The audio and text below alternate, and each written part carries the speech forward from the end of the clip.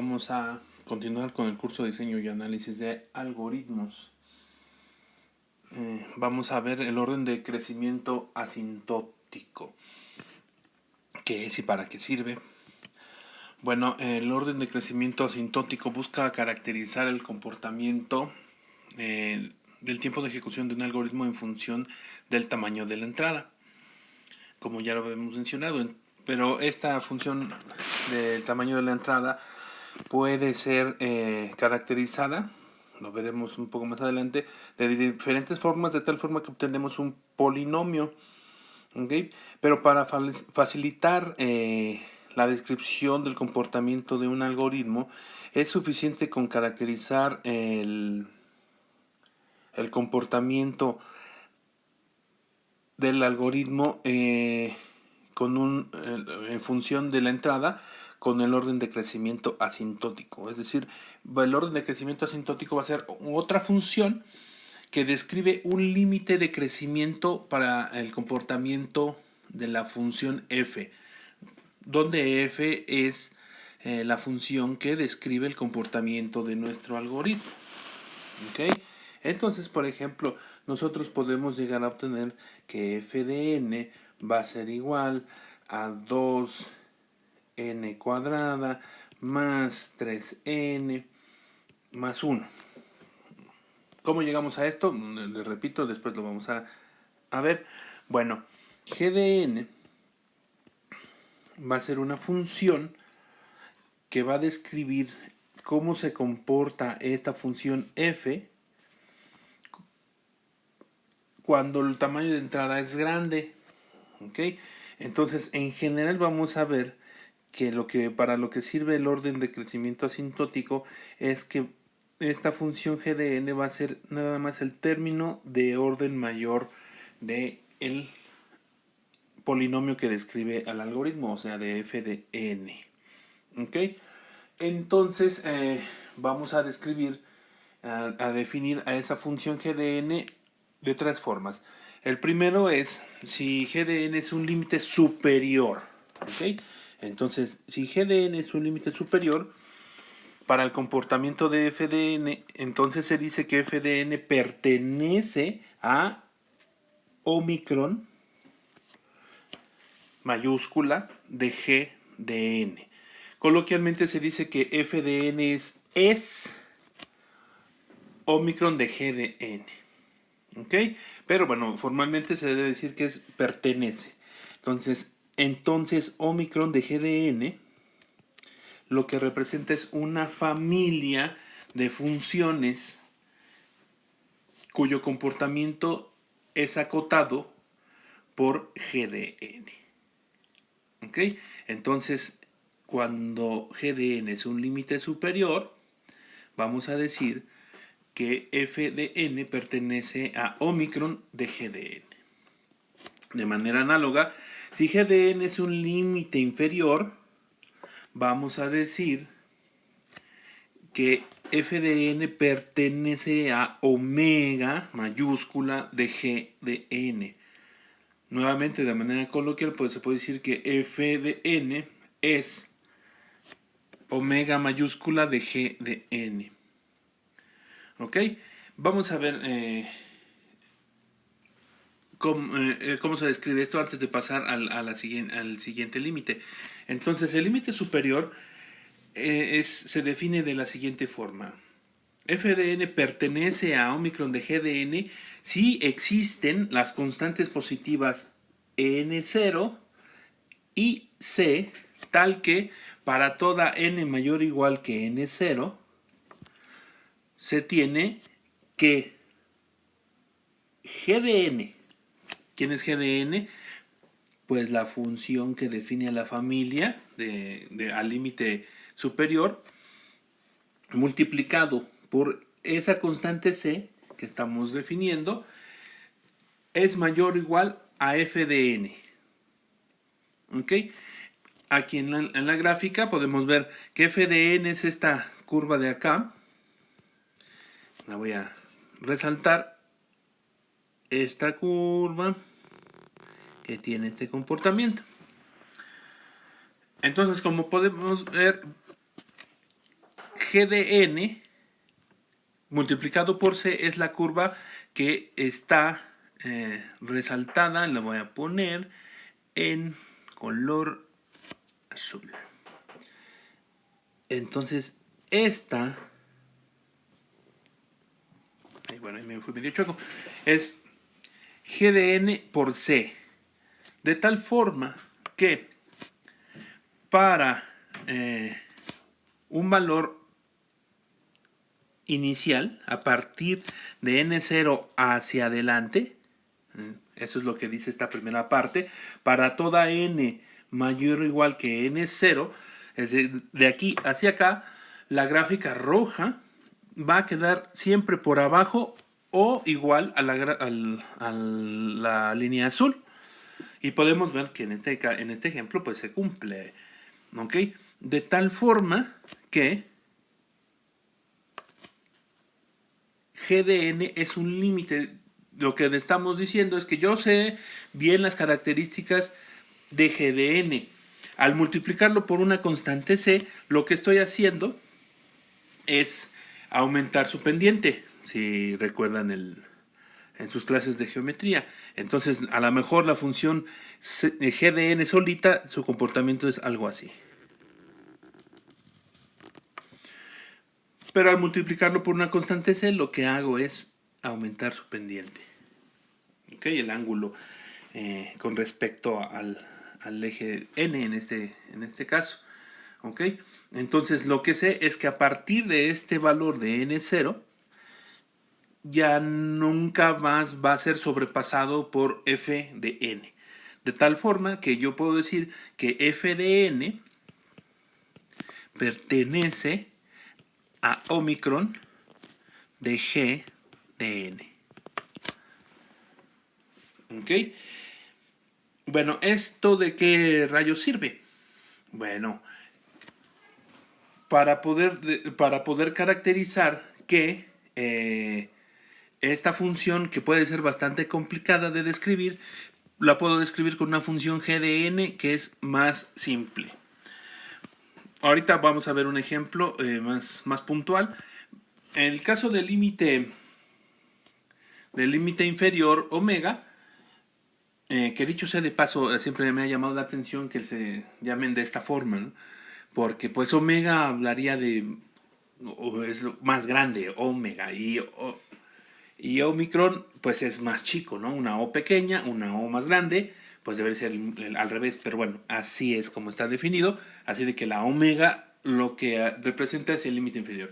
Y se define de la misma forma que se define el límite superior, solamente que, bueno, vamos a decir que f de n pertenece a omega de g de n si existen las constantes las mismas, bueno, no las mismas, sino los mismos, con los mismos nombres n0 y c, tal que para toda n mayor que n0 se tiene que, pero ahora es al revés, f de n siempre está por encima de g de n multiplicada por una constante. ¿Ok? Entonces tenemos lo mismo, de hecho, para este ejemplo, la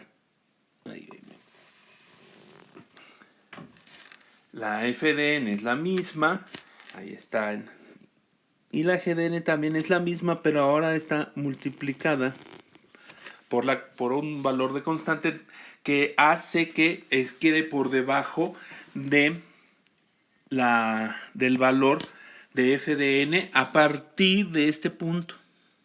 De aquí hacia acá, f de n siempre va a estar por encima de c por g de n.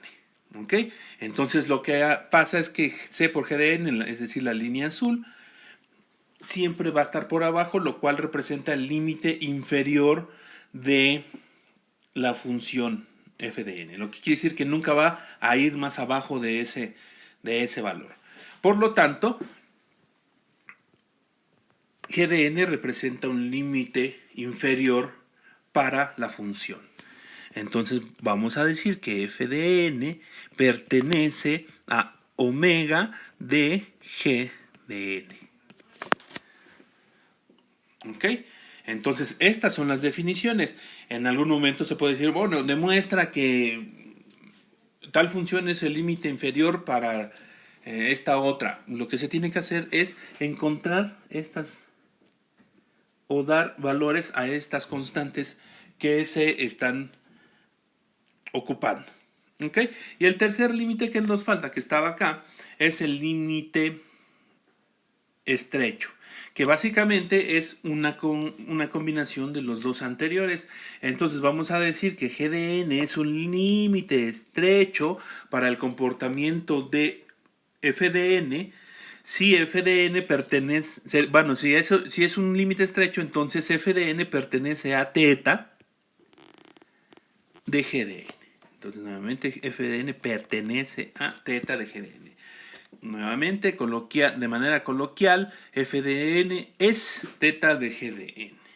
¿Y cómo se define? Pues básicamente es la combinación de las dos anteriores. ¿Ok?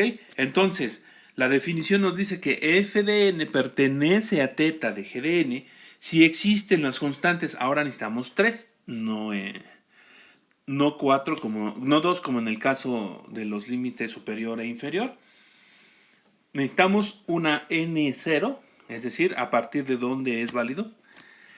Y necesitamos dos constantes, una que multiplica para que esté la función g de n por arriba de f de n y otra que multiplica para que esté la función g de n por abajo de f de n. ¿Ok? Entonces necesitamos esas tres constantes positivas, n0, c1 y c2, de tal forma que para toda n mayor o igual que n0 se tiene que C1 por G de n esté por abajo de F de n. ¿Ok? Es decir, con esta es la definición del límite inferior. Y que multiplicando por C2 nos da G de n es un límite superior para F de n. ¿Ok?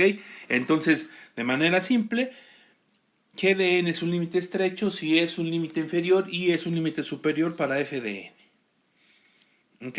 Y entonces, bueno, aquí en la gráfica tenemos nuevamente la misma f de n. Aquí la voy a poner en rojito.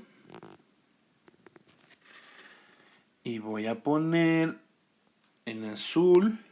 Como podemos ver, ambas parten de aquí. Y es la misma forma, porque básicamente pues es la misma función, solamente que al ser multiplicada por una constante, como lo mencioné anteriormente, lo que ocurre es que se mueve la pendiente de la curva. Entonces la curva es la misma, nada más que al multiplicarla por la constante se va a desplazar, y esto va a permitir que la misma función g de n sea un límite superior, quede por arriba siempre de f de n y quede por abajo siempre de f de n, al ser multiplicada por las constantes correspondientes. En ese caso, entonces vamos a decir que f de n pertenece a θ de g de n. ¿Ok? Bueno, y esto, ¿para qué nos sirve nuevamente? Bueno, ya que hemos definido los límites, ahora vamos a ver su utilidad. En primer lugar, bueno, vamos a ver que si si f de n pertenece a θ de g de n, sí, solo si O de g de n, solo si f de n también pertenece a Omicron de g de n y pertenece a omega de g de n. Es decir, que g de n es un límite superior y un límite inferior de g de n. ¿Ok? Voy a pasar a otra aplicación para hacer un ejemplo más visible. Entonces tengo de este lado, bueno, aquí no puedo señalar con el lápiz, pero voy a aprender y apagar. Aquí voy a aprender en la parte de arriba. Está la función f de x, que es 3x cuadrada más 2x más 1. ¿Ok? Esa representa el comportamiento de nuestro algoritmo.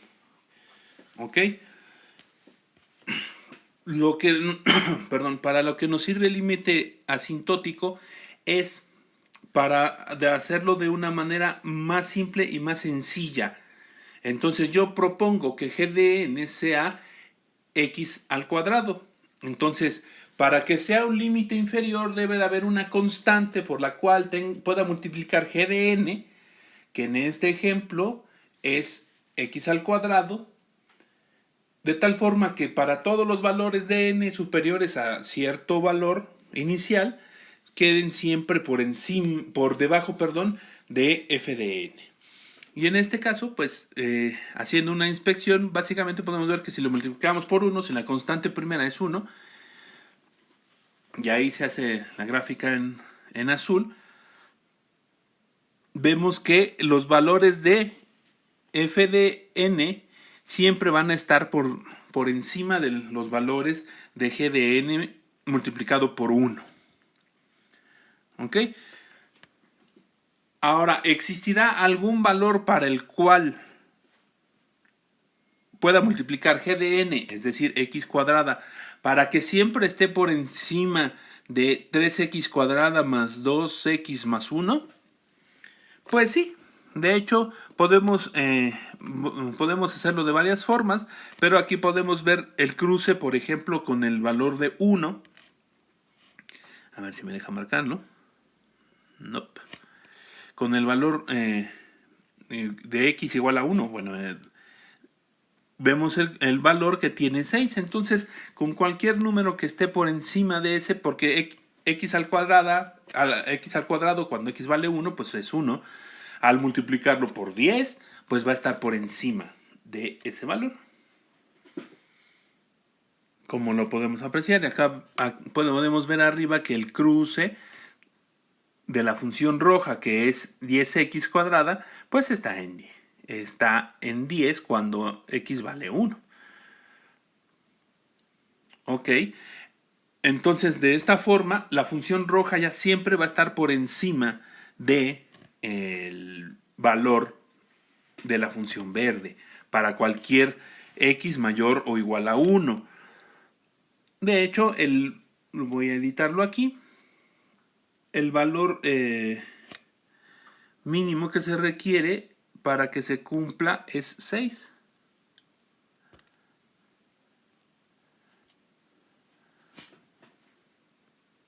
Porque, bueno, la función f de x, su cruce cuando x vale 1, es un valor de 6 si lo evaluamos. Entonces, con un valor de 6, la función roja siempre va a estar por encima. Y bueno, ¿cómo podemos asegurarlo? Aquí voy a abrir esta onda para que se vean. Aquí lo único que se hizo fue escalar el eje vertical y podemos ver ya valores más grandes. Y vemos que la función roja siempre está por encima de la función verde. Así de que la función roja representa el límite superior y la función azul representa un límite inferior para la función verde, que es f de x. Y lo mismo podemos hacer para cualquier otro polinomio. Lo que hacemos es que representamos el polinomio f de x diciendo que es miembro de una familia cuyo representante es nada más un polinomio que tiene el término de mayor orden en esa familia. En este caso, pues es 3x cuadrada más 2x más 1, pues x cuadrada es el representante de esa familia y con esa x cuadrada yo puedo hacer nada más multiplicándola por algún coeficiente que siempre esté por encima y por debajo de f de x. Ok, como podemos ver en este ejemplo. Bueno, este es un ejemplo puntual, pero bueno, en el libro está la demostración a quien interese. Baste con señalar que con esto es suficiente para cumplir con la definición de nuestros límites. Además, en este ejemplo, x cuadrada es el límite estrecho para 3x cuadrada más 2x más 1. Y de esta forma nos vamos a deshacer de los términos de orden menor. Ya no necesitamos representar o nombrar al más 1 o al más 2x, ni siquiera el coeficiente del término más alto. Simple y sencillamente nos interesa saber a qué familia pertenece, y ese es el comportamiento que va a tener el algoritmo. ¿Ok? Entonces, regresando, vemos, les mencionaba que es esto mismo, que si el límite es superior e inferior, entonces también es un límite estrecho. Aquí tengo otra función, esta se llama g, que es 32n cuadrada más 17n más 50, que tenemos aquí. Vamos a poner en rojo esto que tenemos aquí. Y entonces podemos decir que g de n pertenece a Omicron de n cuadrada, pero también pertenece a Omicron de n cúbica. El orden superior de g de n es n cuadrada.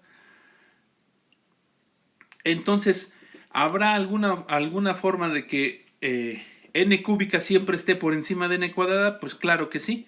Entonces, g de n también es O de n cuadrada o de n cúbica. Va a ser Omicron de n a la 4, Omicron de n a la k en general, para valores de k mayor o igual a 2. ¿Ok? Obviamente lo que nos interesa es la familia que tenga el orden más pequeño posible, y esa es la que va a determinar el comportamiento. De manera análoga, es omega, o pertenece a omega de n cuadrada, y pertenece a omega de n. Aquí no hay más, porque, bueno, también pertenece a omega de 1, que es n a la 0, que es el valor constante. ¿Hay forma de que una función lineal quede por debajo siempre de una función cuadrática? Claro que hay.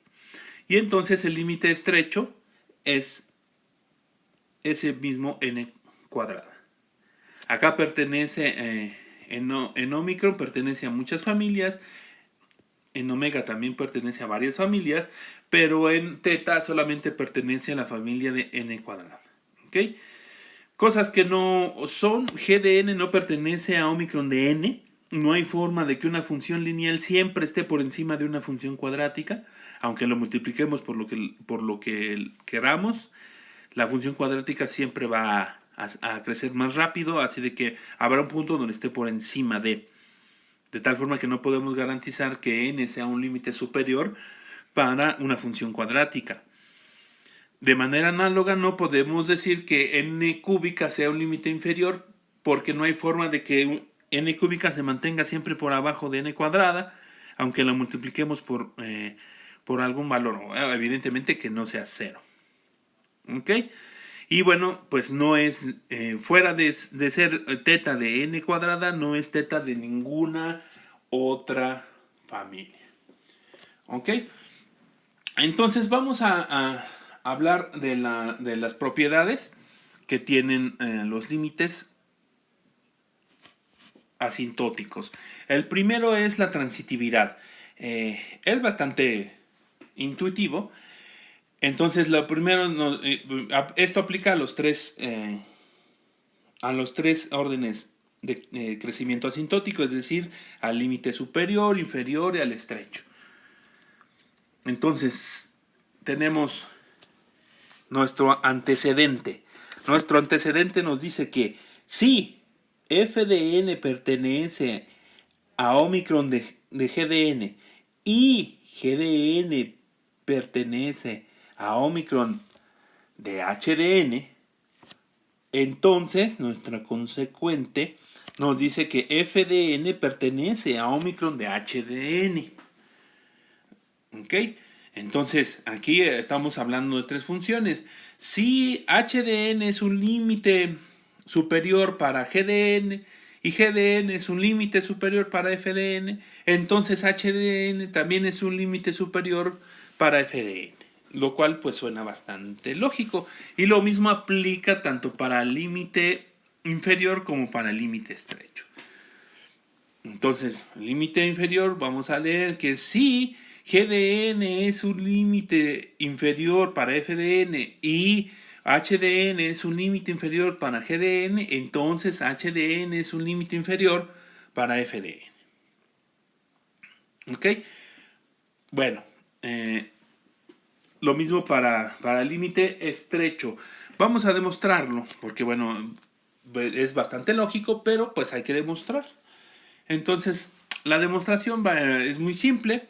Entonces, para hacer una demostración de una implicación simple, lo que tenemos que hacer es asumir que el antecedente es cierto. ¿Ok? Entonces, asumir que esto es cierto. Y entonces, trabajando con eso como verdad, debemos de llegar a que esto sea también cierto.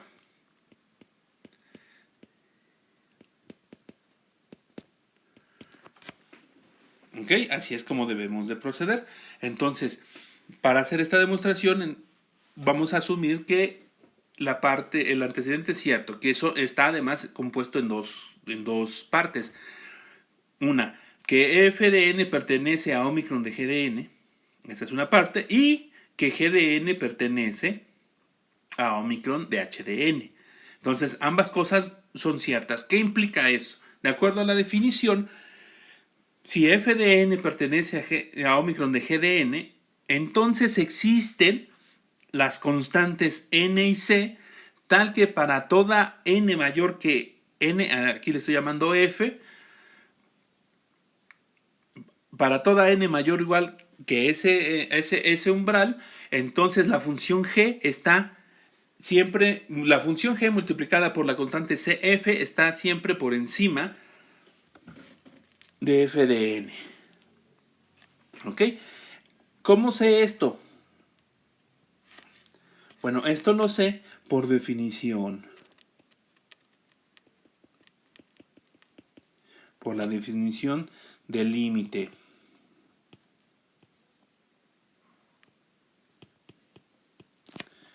Superior. ¿No? Es decir, de Omicron. Entonces, yo sé que es cierto que existen esas dos constantes, NF y CF. ¿Qué más sé? Pues esto. Yo sé que si GDN pertenece a Omicron de HDN, existen otras dos constantes, NG y CG, tal que para toda n mayor o igual que NG, es decir, a partir del umbral de NG, al multiplicar HDN por esa constante CG, siempre va a estar por encima de la función G de N. ¿Ok? Entonces, hasta aquí lo único que yo puedo entender u obtener es que existen estas cuatro constantes. ¿A qué es a lo que tengo que llegar, perdón? Pues a lo mismo. Lo que quiero demostrar, aunque aquí no lo tengo, lo que quiero demostrar es que f de n pertenece a Omicron de h de n. ¿Ok? ¿Qué nos dice la definición de esto? Pues para que f de n pertenezca a Omicron de h de n, es decir, para que h de n sea un límite superior de f de n, un límite asintótico superior de f de n, deben de existir dos constantes, ¿ok? Que les vamos a llamar nh y ch, de tal forma que para todo n mayor o igual que nh, se cumpla que multiplicando por ch a la función h de n esté por encima siempre de f de n. Eso es lo que yo quiero demostrar. Para demostrarlo debo demostrar la existencia de estas dos variables, dos constantes, perdón. ¿Ok? Pero yo sé por el antecedente que existen las constantes NF, CF, NG y CG de tal forma que si yo multiplico CF por CG y lo multiplico por HDN, va a estar por encima de f de n. ¿Por qué? Porque al multiplicar h de n por cg está por encima de g de n. Y al multiplicar g de n por cf está por encima de f de n. Entonces, si yo multiplico h de n por cf y por cg, también voy a tener que estoy por encima de f de n. Entonces, definiendo que NH sea igual a la multiplicación de... NH no, es CH. Sea igual a la multiplicación de CF por CG. ¿Y a partir de qué punto esto se va a cumplir? Pues a partir del valor más grande que tengan los constantes de umbral, que son las n's. Entonces, aquí voy a hacer un pequeño dibujito, a ver si no me sale muy feo. Aquí tengo a f de n.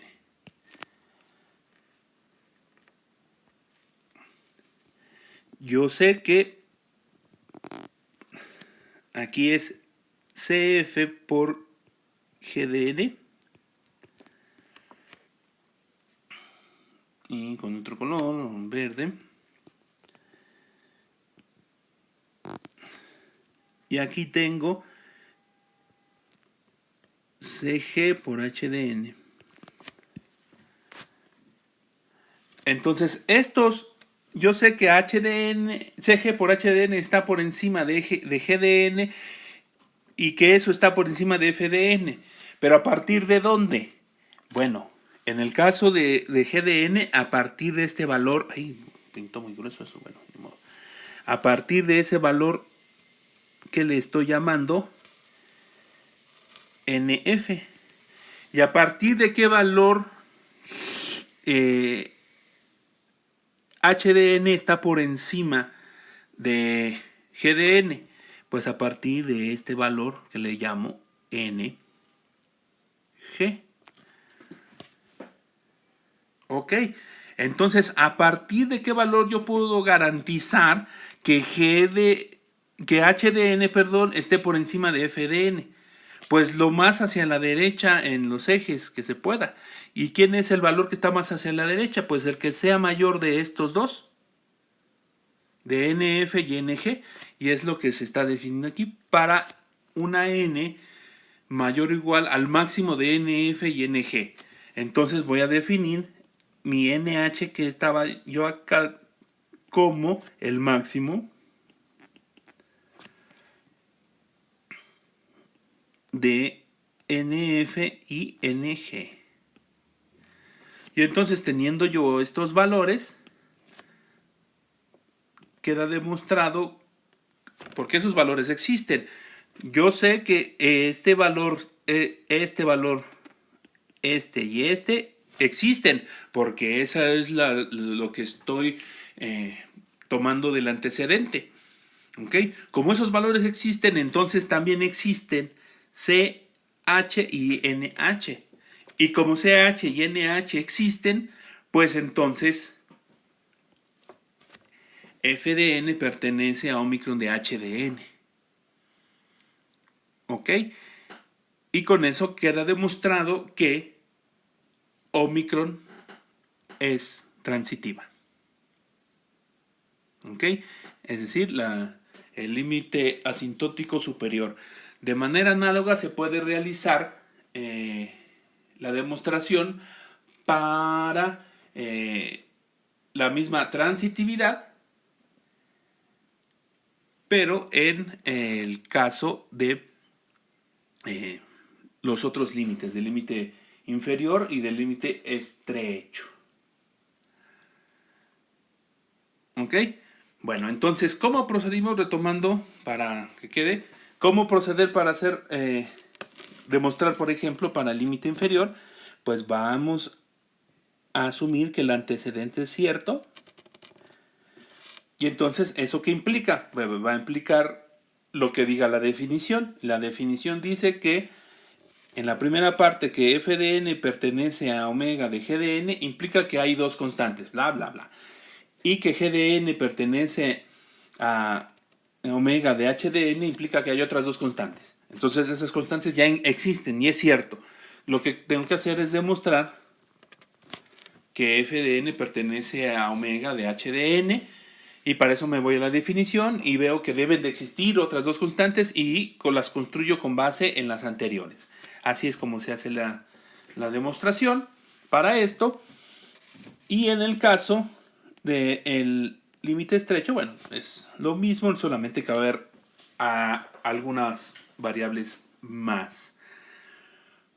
Ok, ¿por qué no pongo la demostración? Pues porque eso es tema precisamente de la primera tarea que se deja les voy a dejar en Classroom, que se las describo rápidamente ahora. Ok, aquí y la pongo en esta lámina porque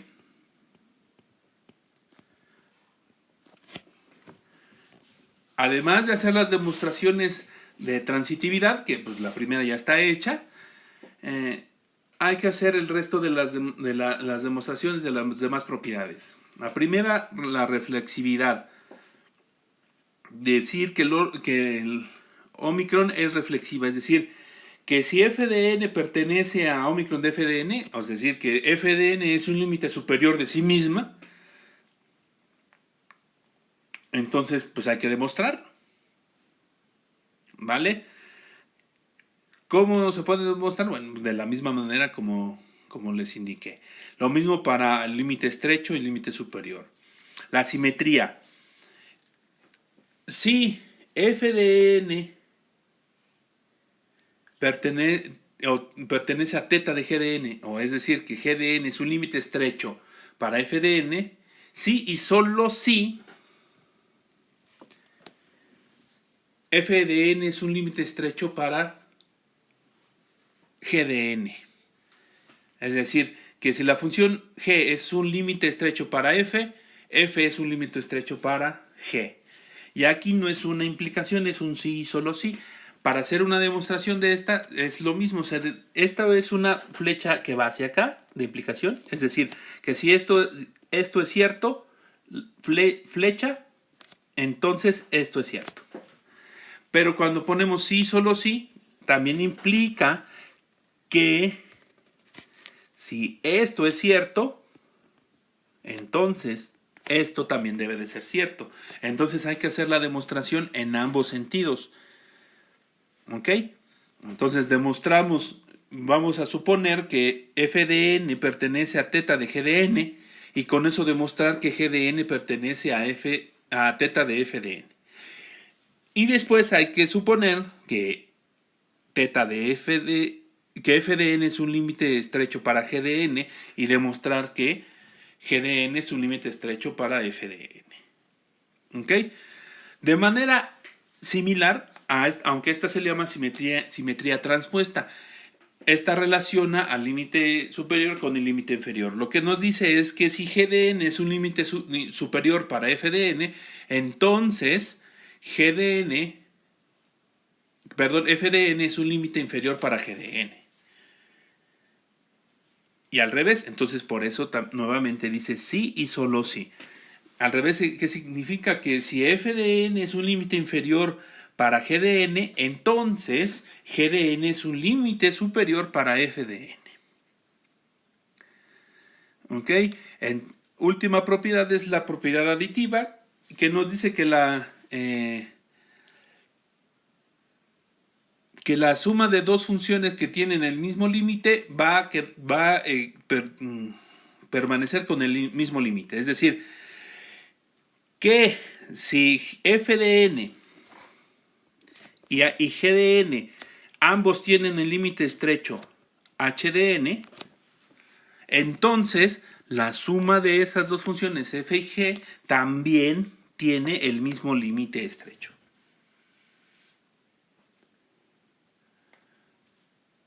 ¿Ok? Ya que en este caso es una sola, es un entonces, por lo que hay que hacer nada más la demostración. ¿Qué hacemos? Vamos a suponer que el antecedente es correcto. Entonces todo esto es cierto. ¿Qué implica? Bueno, pues lo que dice la definición, que son las constantes. Y luego hay que operar de tal forma que demostremos que la suma también pertenece a teta de h de n. Y lo mismo para los demás, es decir, para Omicron y para Omega. ¿Ok? Bueno, entonces la tarea número 1 consiste en hacer estas demostraciones, como ya les había anotado, y bueno, va a estar en el Classroom. Debe de ser un PDF generado a partir de látex.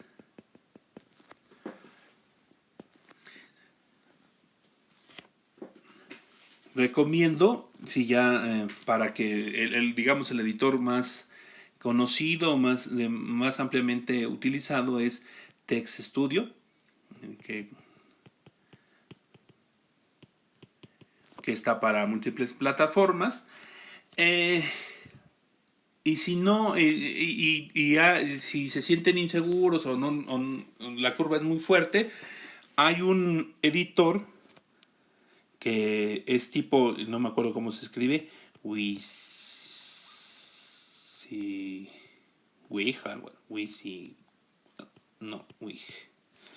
bueno, que es tipo Word, ¿no? O sea, lo que tú ves es lo que obtienes, ¿no? What you say is... no me acuerdo qué significa. Que el editor se llama Lix. También está para múltiples plataformas. Es más o menos sencillo. Es un estilo como el Word en versiones más viejitas, pero les permite hacer la edición de las ecuaciones y todo. Y cuando se renderiza, se genera la salida, pues lo que hace es genera código látex y genera una salida al completo estilo de látex. Eso es aceptable. ¿Ok? Bueno, entonces vamos a dejar hasta aquí este video. Espero que ahora sí empiecen a surgir las preguntas. Como les decía, pueden ponerlas en el foro para que ahí las vayamos discutiendo, es decir, ahí en el Classroom. Y de todas maneras habrá alguna sesión para ver esto. ¿Ok? En el siguiente video vamos a trabajar sobre la compilación de tiempos de ejecución más comunes, que ya los vimos en los gráficos en un video anterior que les he dejado, pero vamos a ver algunos algoritmos que se comportan de esa forma. Bueno, pues eso es todo. Hasta la próxima.